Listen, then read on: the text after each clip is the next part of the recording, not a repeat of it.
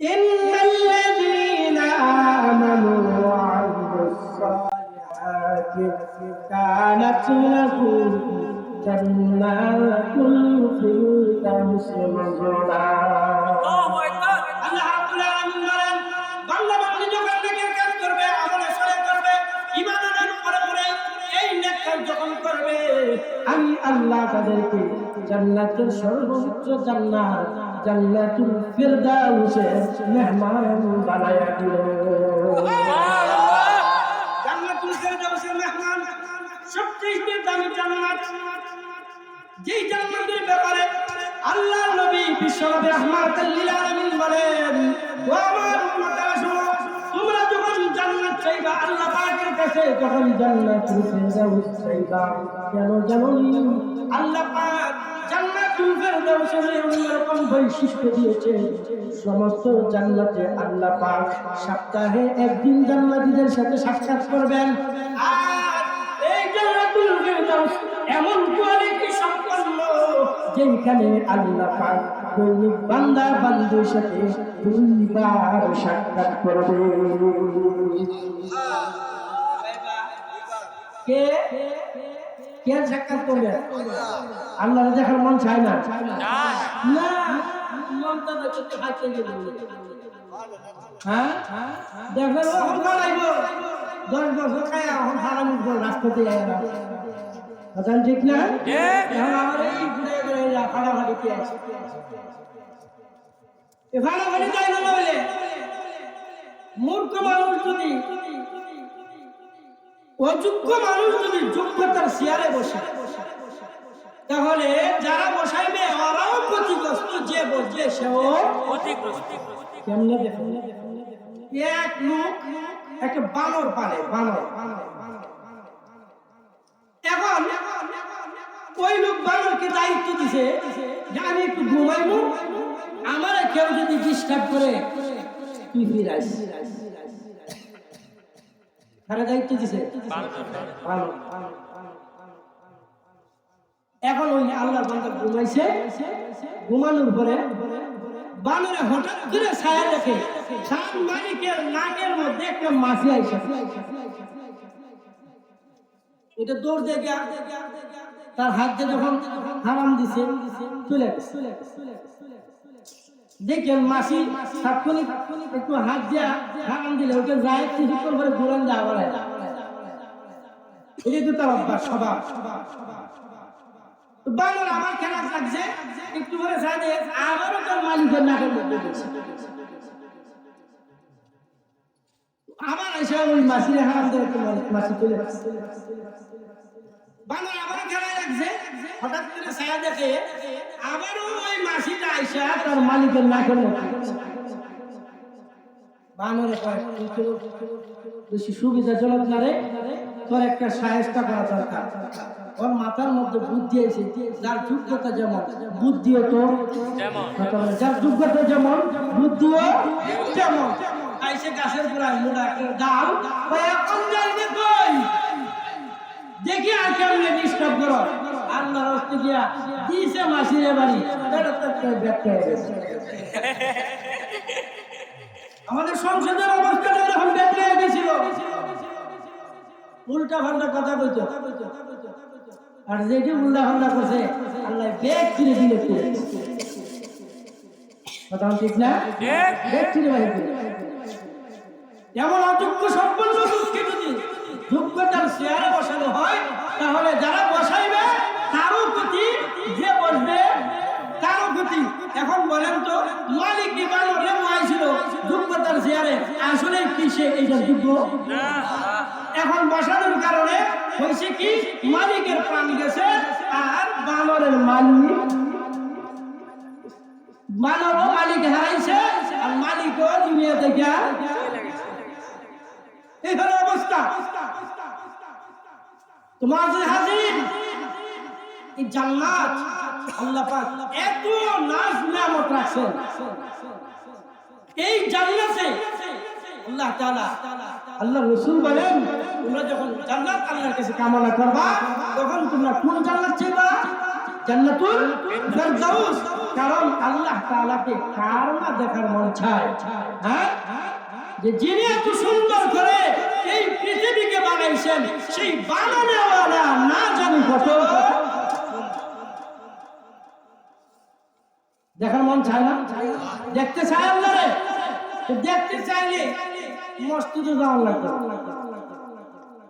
মসজিদে না গিয়ে দেখুন যাবে না? কি বলেন, মসজিদে দেখেন না? আসতে মসজিদে দেখেন না? কোরআন দিলে রোজা রাখা লাগবে না? না গেলে আল্লাহ কি পাওয়া হাজিরি। দেখেন আল্লাহ পাক আপনি আমার জন্য কি পরিমাণের নাজ নিয়ামত রাখছেন।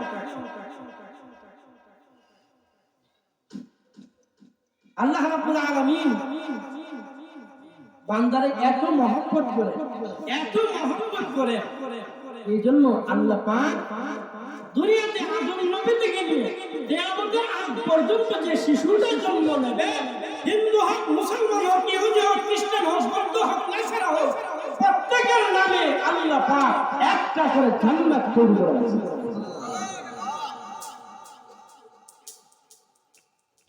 আল্লাহ পাক কি পরিমাণের মহব্বত! এজন্য আল্লাহ রাব্বুল আলামিন আপনি আমাকে বলেন, ইন্নাল্লাযীনা আমানু ওয়া আমিলুস সালিহাতি কানাত লাহুম জান্নাতুল ফিরদাউসি নুজুলা। হে আমার বান্দা বান্দীরা, তোমরা ভালো করে শোনো, ঈমান আনার পরে যখন নেকের কাজ করবা, আমি আল্লাহ পাক তোমাদেরকে জান্নাতুল ফিরদাউসের মেহমান বানাইব। জান্নাতুল ফিরদাউস মানে কি? অনেক উচ্চ মাকামে, সবচেয়ে ছোট জান্নাত যেটা, সবচেয়ে ছোট জান্নাত একেবারে যাকে দেওয়া হবে। বুখারী শরীফের লম্বা হাদিস, আল্লাহ রাসূল সাল্লাল্লাহু আলাইহি সাল্লাম ফরমান, আল্লাহ পাক মানুষদেরকে জাহান্নাম থেকে উঠায়া ঈমান থাকবে যাদের ভিতরে, একদিন না একদিন জান্নাতে যেতে পারবে। এরকম ঈমানওয়ালা মানুষদেরকে জান্নাতে নেওয়ার পরে আল্লাহ রাব্বুল আলামিন জাহান্নামের ফেরেশতাকে বলবেন, এই ফেরেশতা যা জাহান্নামে গিয়ে দেখে আসো আমার আর কোন বান্দা জান্নাতে যাওয়ার জন্য বাকি আছে কিনা, জাহান্নামে কোন বান্দা আছে কিনা যাকে আমি মাফ করতে পারি, এমন কোন বান্দা আছে কিনা। জাহান্নামের ফেরেশতা জাহান্নামে গিয়ে দেখবে, ঘুরতে থাকবে, মানুষ পাওয়া যায় না, কিন্তু আওয়াজ শোনা যায়, কে জানি আল্লাহ পাককে মহব্বতের সুরে ডাকতেছে, ইয়া হান্নান ইয়া মান্নান, ইয়া হান্নান ইয়া মান্নান, ইয়া হান্নান ইয়া মান্নান।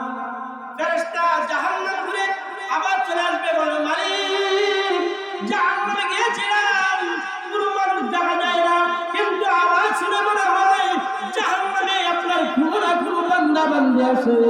আল্লাহ আমি জাহান্নামে পাইতেছি না, আপনি যদি আমাকে সন্ধান না দেন আমি কিন্তু খুঁজে পাবো না। আল্লাহ বলবেন, বান্দা জাহান্নামে যা, আমার ফেরেশতা যা, জাহান্নামের এক কর্নারে গিয়ে একটা পাথর আছে, ওই পাথরটা উঠাও, পাথরের নিচে একটা গর্ত আছে, ওই গর্তের মধ্যে আগুন আছে, ওই গর্তের মধ্যে আমার একটা বান্দা আছে, এখনো জাহান্নামের আগুনে জ্বলতে আছে। আল্লাহ পাক ওই ফেরেশতাকে পাঠানোর পরে আল্লাহ রাব্বুল আলামিনের ফেরেশতা জাহান্নামে গিয়ে পাথরটা উঠানোর পরে দেখবেন আল্লাহর একজন বান্দা পড়তে অবস্থাটা এমন হয়েছে, একেবারে কালে পিছিয়ে চেহারা আল্লাহ পাককে ডাকতে আসে, ইয়া হান্নান ইয়া মান্নান, ইয়া হান্নান ইয়া মান্নান। আল্লাহর ফেরেশতা ডাকতে বলবে, আল্লাহর বান্দা তুমি কি চাও? তুমি কি আল্লাহর কাছে কোনো কিছু চাওয়ার আছে কিনা? ডাকতে বলবে, আমার আল্লাহ পাকের কাছে তেমন কিছু চাওয়ার নাই, তবে আল্লাহ যেন আমাকে দয়া করে এই কাল থেকে উঠায়া জাহান্নামের ভিতরে, জাহান্নামের দরজার সামনে দাঁড় করায়া দেবে। আমার জাহান্নামের এই কঠিন জায়গায় উঠায়া জাহান্নামের ভিতরে আল্লাহ রাখো, কিন্তু দরজার সামনে যদি আমাকে নিয়ে দেয় তবু আমি একটু প্রশান্তি পাবো। কেন? আমি যখন জাহান্নামের দরজা দিয়া দেখবো টাকা টাকা জান্নাতীদেরকে দেখবো, আর জান্নাতীদেরকে আল্লাহ রহমত ওয়ালাদেরকে দেখে দেখে আমার কষ্টটা কিছুটা হইলেও নিবারণ করতে। ফেরেশতা ডাকতে বলেন, আর কি আল্লাহর কাছে কোনো কিছু চাওয়ার নাই? আল্লাহর কসম কিছু চাইবো না। সুবহানাল্লাহ। আর কিছু চাইতাম না। আল্লাহর একশত জাতের কসম খেয়ে বললাম, আমার আল্লাহর কাছে কোনো কিছু চাওয়ার নাই। ফেরেশতা বলবে, আল্লাহ তোমার বান্দা তো এই চাই। আল্লাহ বলবেন, ঠিক আছে, আমার বান্দারে নিয়ে আয়। জাহান্নামের দরজার সামনে দাঁড় করায় দিবেন। আল্লাহর বান্দা এখান থেকে আবার আল্লাহকে ডাক শুরু করবে, ইয়া হান্নান ইয়া মান্নান, ইয়া হান্নান ইয়া মান্নান। এইভাবে যখন ডাকতে ডাকতে 100 বছর ডাকার পরে আল্লাহ আবার ফেরেশতাকে পাঠায় বলবেন যে আমার এই বান্দা এখন কি চায়। আল্লাহ রাব্বুল আলামিন ফেরেশতা পাঠানোর পরে ফেরেশতাকে জিজ্ঞেস করবে, তোমার কোনো কিছু চাওয়ার আছে না? তুমি যে 100 বারের কসম কিছু ভুলে গেছো। সুবহানাল্লাহ। 100 বারের কসম ভুলে গেছো। আমার একটা চাওয়া আছে আল্লাহর কাছে, ছোট্ট একটা চাওয়া। বলে কি? বলে চাওয়াটা হচ্ছে আল্লাহ যদি আমাকে জাহান্নাম থেকে বের করে জান্নাতের রাস্তার মধ্যে, রাস্তার পাশে দাঁড় করায় দেন। আল্লাহ 100 বার ফাঁকের কসম খেয়ে বললাম, আর কোনদিন আল্লাহর কাছে কিছু চাইব না। আমার শুধু জান্নাতের রাস্তার পাশে নিয়ে দাঁড় করায় দেন, আল্লাহর কাছে কিছু চাওয়ার নাই, শুধু জান্নাতের রাস্তার পাশে নিয়ে দিলে আমি শান্তি হয়ে যাব। আল্লাহ বলল, ঠিক আছে, এর জান্নাতের রাস্তার পাশে। এখানে তাইকে এখন চায় দেখা হয় রে, এই যে বাগালিশ্বরের আব্দুর রহমান, আব্দুল সত্তার, আব্দুল করিম, এরা দেখা যায় জান্নাতের প্রাইভেট কার লইয়া, হ্যাঁ, সুন্দরী সুন্দরী গার্লফ্রেন্ড লইয়া তারা রওনা হচ্ছে। আল্লাহু আকবার বলেন না? গার্লফ্রেন্ড লইয়া ঘুরতে মন চায় না? দুনিয়াটা দেখবেন না আমরা নাকি? আল্লাহু আকবার। আপনারা গার্লফ্রেন্ড পাইবেন এক একজন 70 জন। সুবহানাল্লাহ, সুবহানাল্লাহ। কয়জন? 70 জন। ওই হুজুর দুনিয়ার একটা বাইরে খাওয়া খাইতে খাইতে খাইতে খাইতে একবারে আমল করে শেষ পর্যন্ত সিরা ফিস প্যান ফোন করতে ভিন্দর লাগে। 70 করে কেমনে ছাড়াই? তো 70 করে ছাড়াইতে গেলে আপনার পকেট থেকে 1 টাকাও যাবে না। প্রিয় বন্ধুরা আমার, আল্লাহর বান্দা যখন রাস্তার পাশে দাঁড়ায় আল্লাহকে ডাকে, ইয়া হান্নান ইয়া মান্নান। আল্লাহ ডাক দিয়ে বলেন, ফেরেশতারা জিজ্ঞাসা, এখন আর ডাকে কেন? বলে, আল্লাহ আমি এখন ছোট্ট একটা আবদার, আর জীবনে কোনো কিছু আপনার কাছে চাইব না। আল্লাহ তো ওই যে জান্নাতের বালাখানাগুলো দেখা যায়, সুন্দর সুন্দর বিল্ডিং গুলো দেখা যায়, আমি জানি আমার জান্নাতে যাওয়ার সুযোগ নাই, তবে আপনার কাছে আমার শেষ চাওয়া হলো আমাকে ওই বিল্ডিং এর কাছে একটু নেন, আমি একটু বিল্ডিংটা আটাইয়া দেখি। আমার আর কিছু চাওয়ার আছে না, কিছু দেওয়ার আছে না। ফেরেশতা আল্লাহর বান্দাকে ধইরা জান্নাতের বিল্ডিং এর কাছে যখন নিছে, ফেরেশতা চলে গেছে। এখন মনে মনে দূর থেকে কোন একটা জান্নাতে ঢুকে দেব, আমার আর ভিড়। আল্লাহু আকবার বলেন না? আল্লাহু আকবার। কারণ হাদিস শরীফে রাসূল বলেন, কেউ যদি একবার জান্নাতে ঢুকে যায়, জিন্দেগিতে আর কোনদিন জান্নাত থেকে বের হবে না। এই বিশ্বাসটা দিলের মধ্যে আছে, এই হাদিস মানে এই জন্য আল্লাহর বান্দা হঠাৎ করে একটা তোর মারবে, তোর দেওয়ার পরে আব্দুর রহিমের ঘরের দরজার সামনে যখন হাজির, আমার বউ দেখতে আইসস, লাভিটা দেখছস, দরজা গেছে আব্দুল করিমের দরজার সামনে গিয়া দেখে এখনো বেটা বউ লয়ে আমাদের মধ্যে ঘুরতে করতে যাই এখান থেকে মাথা দেখতে পারি যে খবর হয়ে গেল। এইভাবে ধরতে ধরতে সমস্ত জান্নাত থেকে দৌড়ে কোনো জায়গা যখন খালি নাই, পাগল এবং নিরাশ হয়ে আল্লাহর বান্দা আবার রাস্তা বসাইয়া মনটা খুশি লাগে, খুশি লাগে মুখরাজ যাবে কিনছে আর কই না। ভাবছিলাম যদি একবার দেখতে দেওয়া হয়, তুমি তো রহমান, তুমি তো আর কোনোদিন বাহির করবা না, কিন্তু গিয়া দেখি আমার যে পুরা কবার দুনিয়ায় যে মজা করছি আমার নামে তো কোনো জান্নাতে আর জায়গাই নাই, আমি আর জান্নাতে যাই হতে হবে। আল্লাহ বলেন আমার রহমান কইছ, এখন রহমান মানছ, হ্যাঁ যদি রহমান মাইনা থাকস তোর জন্য আমি আল্লাহ জান্নাত একটা করে দিয়েছি।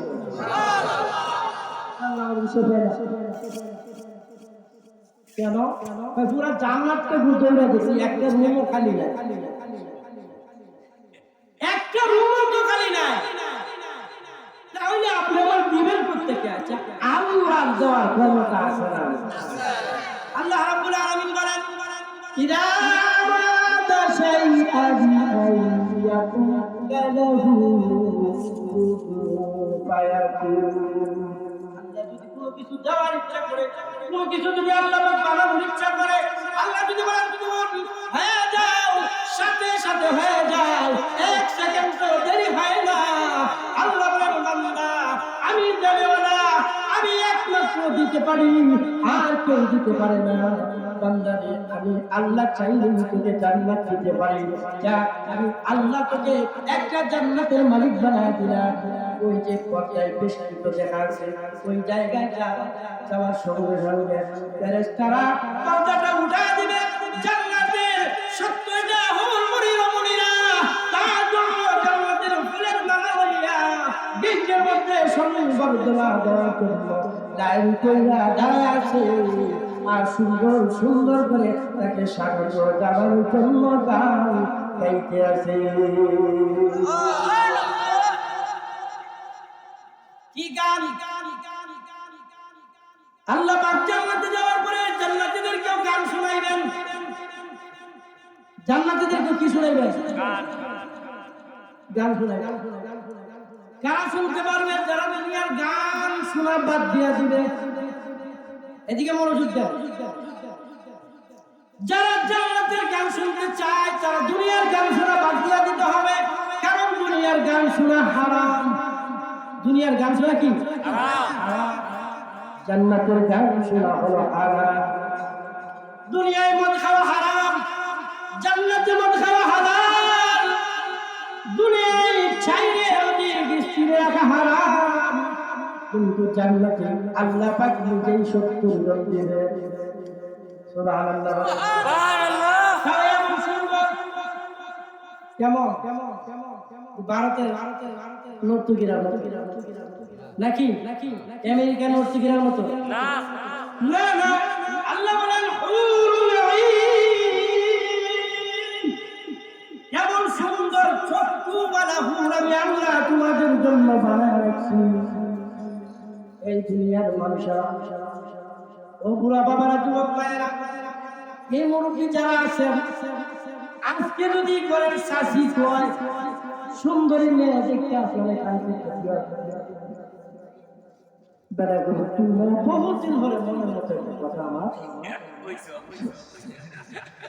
ঠিক না, বহুদিন ধরে মনের মতো একটা কথা বলছে।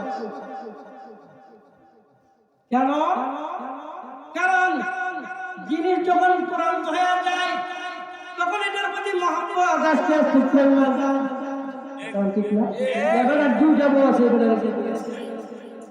10 বছর আগে যারা মহিলারা আনছিল তার সাথে কিছু সময় নেই, 10 বছর পরে তারা আনছে হের কাছে। কারণ এটা প্রবাদ আছে, কুল্লু জাদিদুন লাযীযুন, প্রত্যেকটা নতুনত্বের মজাই আলাদা। কথা বলতে ঠিক না? আল্লাহ রাব্বুল আলামিন বলে নাই ঈমানওয়ালারা, আমলওয়ালারা শুনো, তোমরা যদি ঈমান এবং আমল নিয়ে আসতে পারো আমি আল্লাহ তোমাদের জন্য এমন জান্নাতের মিষ্টি তৈরি করে রাখছি, তাদের সাথে একবার মিলন করবা, পরে যখন আবার তোমার চাহিদা হবে যে রকম প্রথম বাসরটা সেই ছিল, আবারও দ্বিতীয়বার আগের মতোই আমি আল্লাহ তোমার জন্য বানায়া দিব। যেমন নিয়ামত আল্লাহ তৈরি করে রাখছেন, একজন নয়, দুইজন নয়, 70 জন করে দেওয়া হবে। মা বোনরা বলতেছে হুজুরে কাম করছে, 70 জন দিতেছে, তা আমরা কি অবস্থা করবো? চিন্তা করেন না যে আপনার কি আছে আপনাদের বেলায়। আপনারাও যদি ঈমান আনতে পারেন, আমলওয়ালা হইতে পারেন, মাজার না দৌড়ান, যদি আপনারা উরুসে যান না, মধুরে যান না, শাহজালাল শাহবান না যান, ঘরের ভিতরে শুধু 4টা কাজ করেন। কয়টা? শুধুমাত্র 4টা। আল্লাহর রাসূল বলেন, ইযা সাল্লাতিল মারআতু খামসাহা, ও মা বোনেরা ভালো করে শুনে নাও, জান্নাতে যাইতে গেলে আপনার এত বড় আমলের প্রয়োজন নাই, এত বেশি আমলের প্রয়োজন নাই, শুধু যদি 4টা আমল করতে পারো, আল্লাহর রাসূল বলেন আপনাকে আল্লাহ পাক 8টা জান্নাতের যে কোনো জান্নাতে পৌঁছার জন্য অনুমতি দিয়া দিবে।